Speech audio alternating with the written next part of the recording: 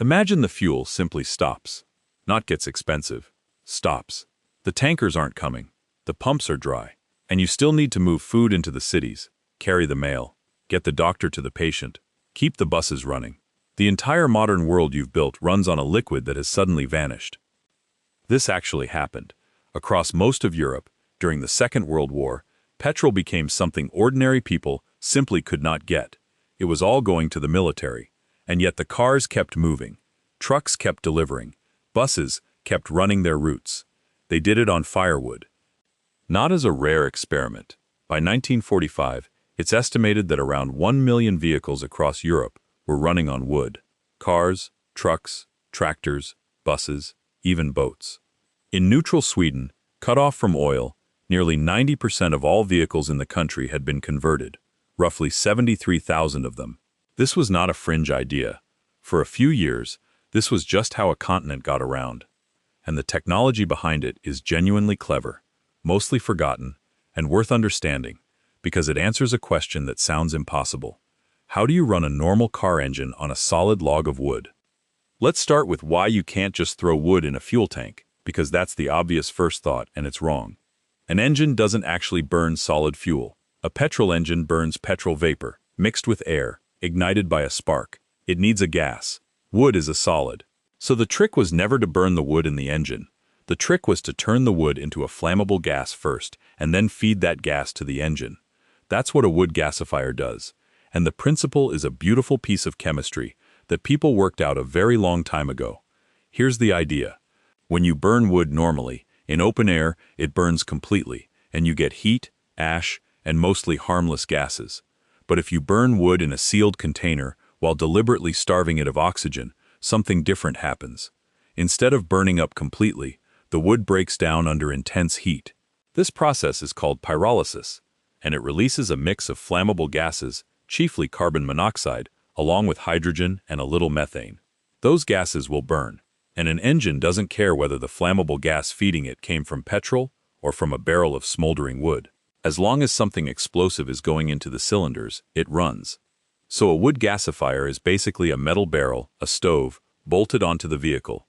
You light a fire inside it, choke off most of the air, and heat the wood core to somewhere between 900 and 1200 degrees Celsius. At that heat, with the air restricted, the wood gives off producer gas.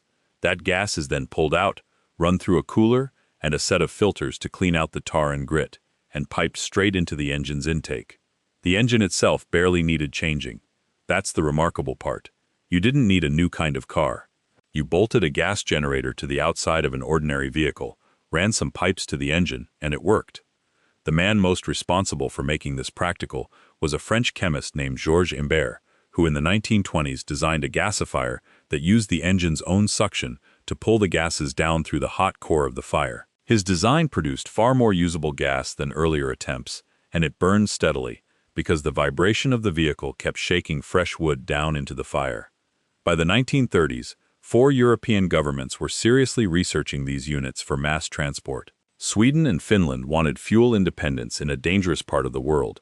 Mussolini's Italy was under a trade embargo, and Nazi Germany was preparing for a war it knew would strain its oil supply.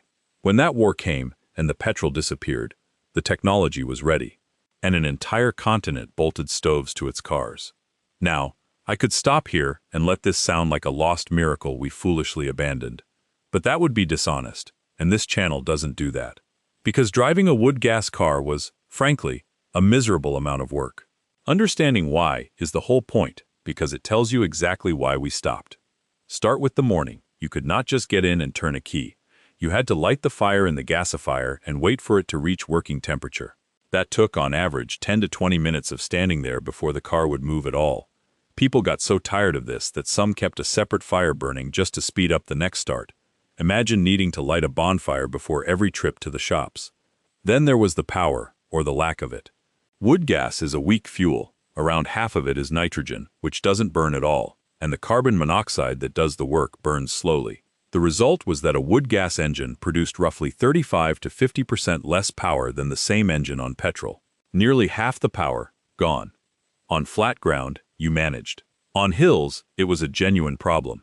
Buses would crawl up slopes, and in some places, There were actual rules requiring passengers to get out and walk up the steep parts because the bus couldn't carry them. People joked, in the freezing north, that you were warmer walking beside the bus than sitting in it. Then there was the range and the labor. The wood had to be the right kind, ideally a hardwood like beech, and it had to be properly dried for months, not just chopped off a tree. It had to be broken into small, even blocks. Roughly 3 kilograms of wood got you the equivalent of about 1 liter of petrol, and depending on the gasifier, your range was only around 80 to 170 kilometers before refueling. Drivers strapped sacks of wood to the roof or towed it in a trailer, which added weight to an already heavy car. And after a trip, you had to shovel out the ash and clean the filters and the system regularly, or it clogged with tar. Instead of petrol stations, towns had wood depots. Germany ran thousands of them. Finland had 70 wood preparation factories by 1945. You didn't fill a tank, you loaded logs. And now the part I have to be careful and honest about, because it's the most serious. The gas these cars produced was mostly carbon monoxide. Carbon monoxide is colorless, odorless, and extremely poisonous. You cannot smell it or see it. At quite low concentrations in the air, it can render a person unconscious, and at higher levels it kills. This was a real danger, not a theoretical one.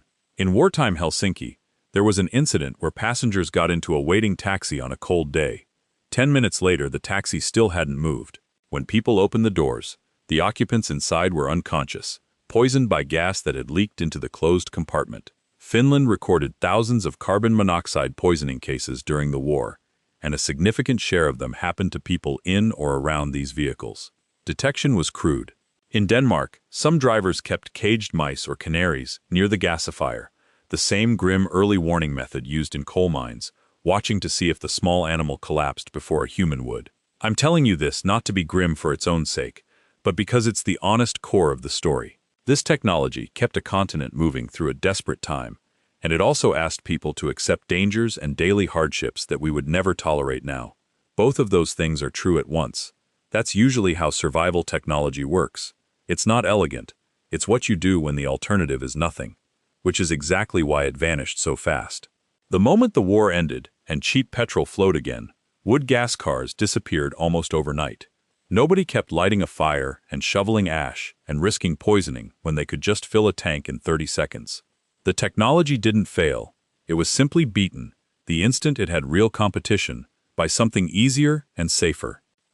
But here's why it's more than a museum curiosity. The idea never fully died, and it works.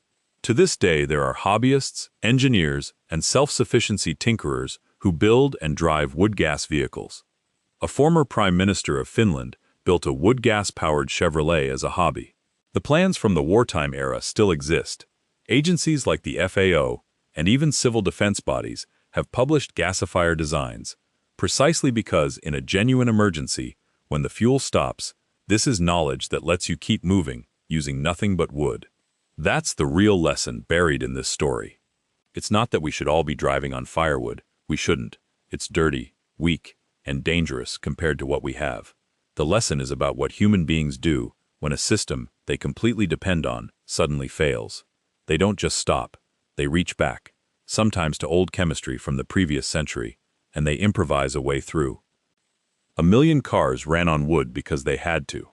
And the fact that it was possible at all, that you can run a modern engine on a smoldering log if your life depends on it, is one of the most quietly reassuring things I know about how people handle a crisis.